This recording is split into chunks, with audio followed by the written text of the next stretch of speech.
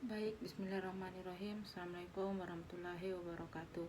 Robitu billahi robba wabil islami dina wabi muhammadin nabiyya wa rasulah. Robbi syrah li sadri wa yassir li amri wahlul uqdatan min lisani yafqahu qawli. Perkenalkan, saya Hikmeti Tantu dengan NIM 091058032256 dari program studi Ilmu Pemerintahan Fakultas Ilmu Sosial dan Ilmu Politik Universitas Muhammadiyah Sidenren Rapang. Pada kesempatan kali ini saya akan menjelaskan mengenai teori kepemimpinan pemerintahan dan penerapannya pada konteks nasional maupun lokal. Baik, pengertian kepemimpinan pemerintahan.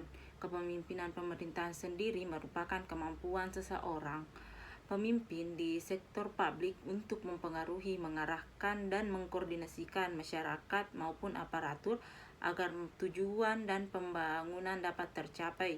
Berbeda dengan konteks kepemimpinan bisnis, pemerintah harus memadukan otoritas formal, legitimasi hukum, dan tanggung jawab kepada publik. Teori kepemimpinan yang pertama yaitu teori kepemimpinan karismatik.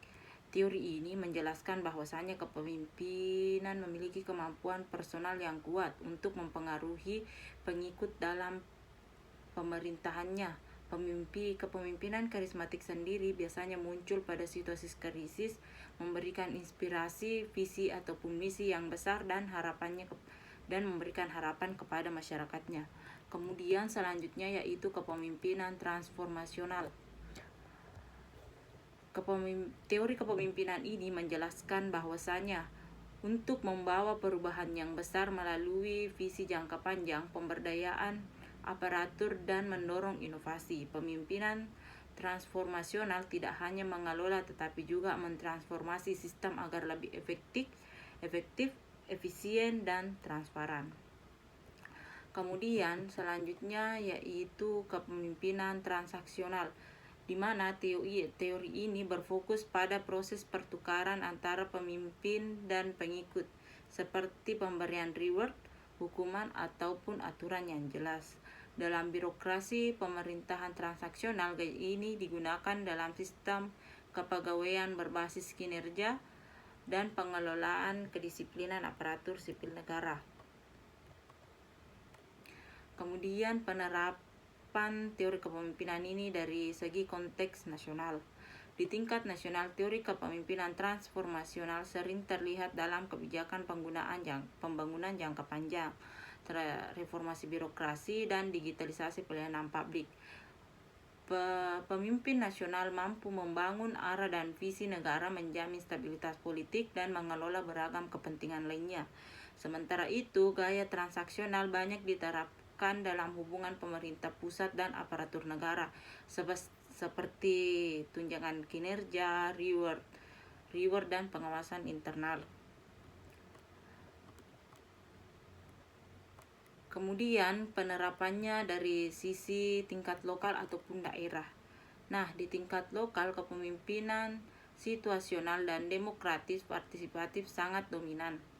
Kepala daerah harus mampu menyesuaikan pendekatan dengan karakteristik masyarakat, budaya lokal, dan potensi wilayah yang ada. Adapun beberapa contohnya yaitu di dalam daerah memiliki keberagaman suku, agama, pemimpin harus mengutamakan gaya demokratif dan inklusif. Pada wilayah yang ingin mendorong inovasi layanan publik, gaya transformasional sangat dibutuhkan untuk menggerakkan aparatur, memperkuat kolaborasi, dan pengembangan smart city. Sementara pada kondisi daerah yang darurat, gaya karismatik sering muncul untuk memimpin respon cepat dan menggerakkan solidaritas masyarakat. Kepemimpinan lokal juga harus dekat dengan warga, membuka ruang komunikasi publik yang transparan, dan memastikan pembangunan tersebut berbasis untuk kebutuhan masyarakat. Baiklah, mungkin itu saja yang dapat saya sampaikan. Kurang lebihnya mohon dimaafkan. Dan sebagai penutup pada teori kali ini yaitu terlihat bahwasanya kepemimpinan daerah bukan hanya soal kekuasaan, tapi tentang pelayanan, perubahan, dan tanggung jawab kita kepada publik. Kepemimpinan yang efektif adalah mereka yang mengharmonisasikan dan mengkombinasikan berbagai teori sesuai kebutuhan zaman, baik itu di tingkat nasional maupun tingkat lokal. Baik, itu saja yang dapat saya sampaikan. Kurang lebihnya mohon dimaafkan. Billahi fisabilillah, fastabiqul khairat. Assalamualaikum warahmatullahi wabarakatuh.